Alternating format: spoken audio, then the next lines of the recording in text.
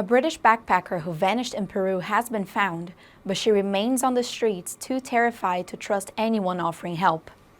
Hannah Almond disappeared after a violent robbery left her without a passport, phone, or money, which then triggered a terrifying mental health spiral.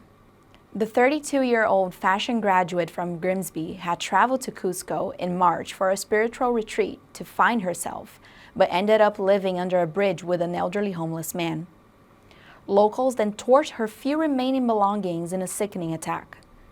Friends started to fear the worst after 3 days passed without hearing from Hannah, but she was then found slumped on the pavement by a man she met briefly in Lima, who caught a flight to Cusco to try and find her.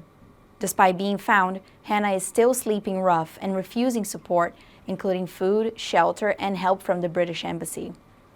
It's believed that she's been left traumatized and terrified of strangers after she was robbed.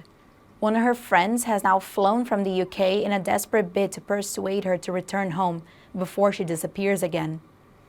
Hannah's loved ones hope a familiar face on the ground will help break through her fear and confusion.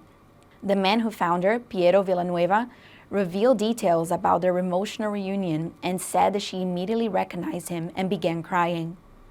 Hannah had been staying in a makeshift camp under the Belen Bridge before she had all her belongings stolen. Eyewitnesses say that she and the elderly man she was staying with were violently evicted from the area by furious street vendors on Avenida Ejército. Despite offers from officials, Hannah continues to return to the bridge camp. A GoFundMe page launched by her friends has now raised nearly £8,000 to cover travel, temporary housing, and urgent medical care, and to help bring her back safely to the UK.